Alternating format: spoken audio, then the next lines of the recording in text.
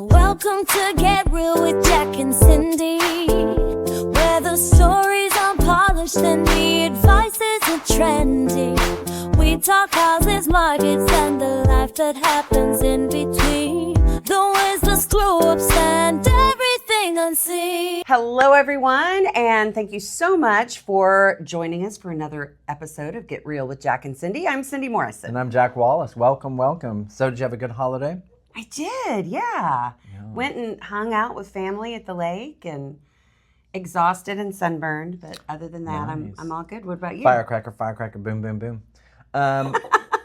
So did great. Had the family fireworks on the 3rd, and then 7-year-old birthday party with Slide on the 7th. And how long did you stay at that? 2.5 hours. Really? Yeah. Okay. Yeah, it Figured was you'd fun. be in like 30 minutes and out of here. No, it was cute. It was fun. And then, but then yesterday I was like down for the count. And it was weird because you were gone, and I guess it did there too, but like we were just kind of hanging out on the 4th evening, and then that rain came down, and we had to get everything in, and then I was driving home and there was lightning going and the fireworks going at the same time, and the rain was pouring down. I mean, it was kind of surreal. Yeah. So, but I hate that because it probably ruined a lot of people's evening, but Yeah, I'd never even heard, because we were at Grand and we didn't go out to Duck Creek for their festivities on the 4th. We went to Shangri-La on the 3rd. Sure, that was nice. Oh, it was lovely, absolutely lovely. And but I don't know if it was canceled, because about the time they would have started, about 9:30 is when it hit the Grove area. So I mean, it was such weird timing. Yeah. But, I mean, my True. gosh, all God the money fireworks. and God all the money fireworks. that they spend on those. Oh my gosh, yeah. Hopefully they can save them for next year. I don't know if they get wet. Well, I think some of them they did the next night. Like some of them, nice. yeah, like Southern Hills did theirs last night. So. Oh, okay.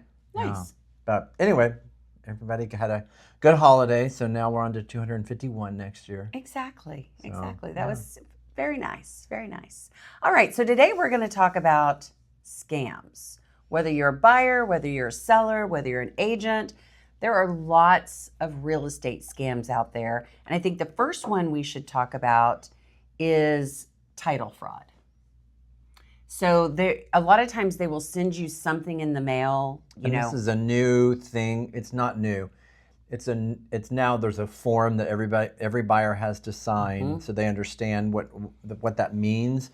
So it's a very pertinent thing to talk about, because you have to sign something now that says you understand it, but people don't explain it and then have you sign that. So we're going to try to explain a little bit about that and how that's working. So. Exactly. So what somebody does is they basically go in and file the paperwork. Sometimes they'll send you something to sign and you don't realize, oh, this is with my title. Okay, I'll sign it.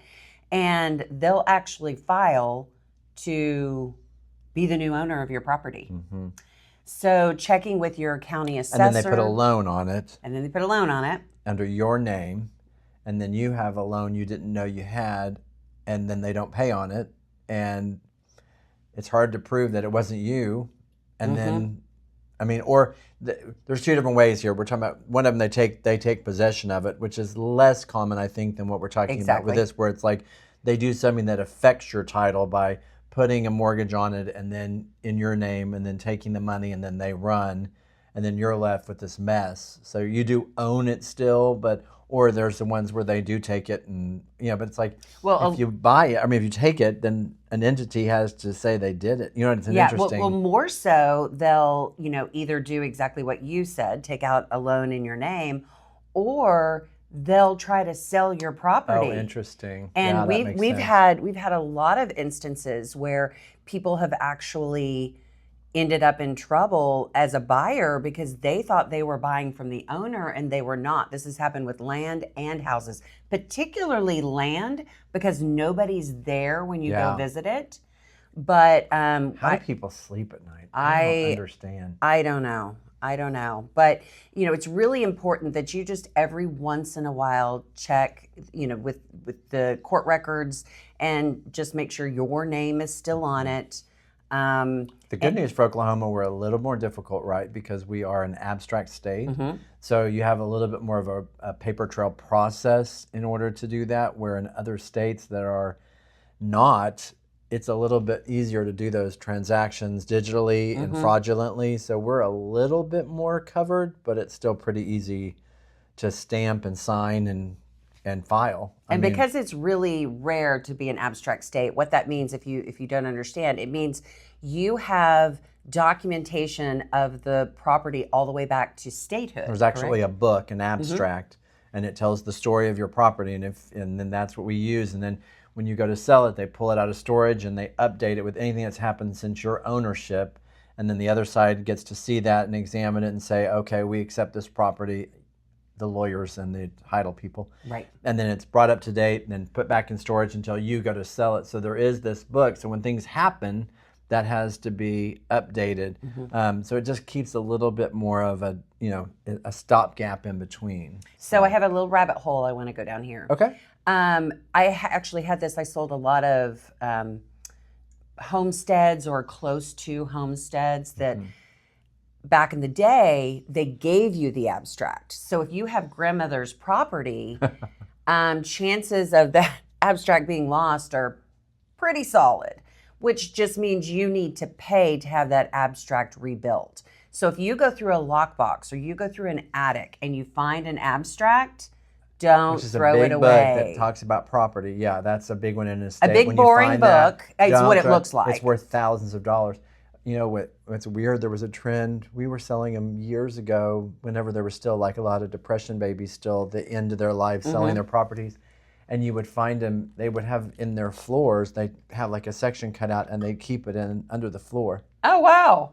I mean, it was sort of funny. We would, and like, I remember 3 or 4 different people had like in their wood floors a cutout and that was down And in you the better box. know it's there. Or, Yeah, no one, I mean, and even the person was like, I remember something, checking. I mean, like it was sort of funny, but it was 3 different transactions where we found, and it was like, we was going to cost $1,500, and these were like little homes, and these were elderly people who had nothing. Right. And it was just like, but we did. That's how we found it. So, but even looking through your like a house, an old house, you might look and see it. There's like some things in the floorboards. I think that was kind of a common Depression era thing where they would have like little cubby holes cut in the floor to hold money or to different things, since they didn't trust banks or safety deposit boxes. Yeah. Crazy. And now what they do is they take, after they fill it out and change it, then it actually goes into what I think of as just kind of a, in my mind, is some bank vault, but where they store all those abstracts. So the next time the property is sold, they know exactly where to find it. And if they ask you if you want to keep it or store it, store it. Yeah. Because it is one of the things you just don't want to lose, and if they lose it, it's on them. Yeah, so that's a really, they rebuild them. I mean, they build from scratch, but it's a very long process. I mean, not like a month process, but it can delay your closing. Yeah, it's it can going definitely to delay your cost you money. closing. So so that's title fraud. Another one is wire fraud. And this one is really a big one. We actually, in our paperwork, we have you sign that we as the agents are never going to ask you to wire money. We also suggest when the title company asks you for wiring instructions that you actually call and say, hey, Jamie, did you send me this wiring instructions? Because what they do is they go in and they spoof your email so it looks like it's coming from the title company or an agent or a real estate company. And they spoof all that, but you send the money and it's somewhere overseas and you will never see it again. And the most important thing is if you're having communication with somebody, you're going to get communication from the title company prior to needing a wire sent. Yes. So make sure you're doing that. But I mean, it's pretty secure as long as you know what you're dealing with and who you're dealing with. So, I think it's not about the wiring that is the problem. It's about just some random person asking you. And a lot of times what happens is they'll act like they're the other side, and your closing company, whoever is representing you, your side is the one you're going to be getting the wiring instructions from. It's not going to be the other side. So if some other title company that you haven't been working with says, I'm working with the other side and I need you to wire, you need to immediately call your person that is on your side and say, I just got this, is this real or not? And it's rare that this happens, but when one time it happens, you just don't want it to happen. And it happened with one of our brokers, that it looked like the broker had sent the wiring instructions. I mean, everything looked like it had come from her email. And luckily, the client called and asked, And for real estate agents, don't do that. No. Like, that's the other thing too.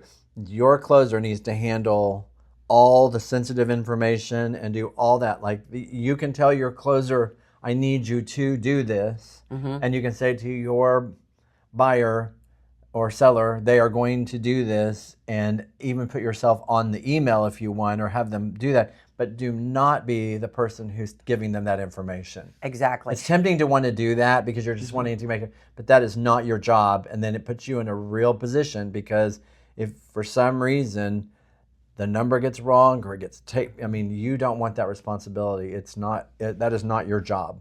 And two things I want to say about that. I really do believe, and from everything I've seen and I've been told, when you are sending that money or getting that money, wiring is one of the best options. Absolutely. When it is secure, a check can get lost. A check, they may hold it forever before it closes. And they have to clear. That's one thing people don't think about. It really delays closing. It used to, because like earnest money. So you write me a check as the broker, and I'm going to hold it. So then I have to wait 7 days or 10 days for it to make sure it clears from you to me before then I can write it to the title company, and then I write it to the title company, and then the title company has to wait 7 to 10 days. So suddenly you're at 20 days or so, and if you didn't get that in until a certain point and somebody wants to close early, it could mess everything up. Wire is like instant, and we are ready to go. So instant, and as long as you don't, you make plus sure. No one has checks anymore. I mean, younger written a people are check like, in you look at forever. them about check, and I mean, I'm getting to be I say younger people, I haven't written a check in forever. No. I mean, it's Totally. all PayPal or Venmo or cash, so, and very little cash anymore. So yes, I don't want you to be scared of wires, because I really believe wires are the best way to transfer this money, and it's very secure. And then we both at the same title company, Elite Services, and when it comes time to do your earnest money now, you can go through and do it online on their website. You go on their secure website, you go through their process and do it. So that's safe. I mean, you just have to know that you're doing the right thing with the right company. Correct. And we even, at Elite Title, they use something called closing lock, which also kind of goes back to our title fraud.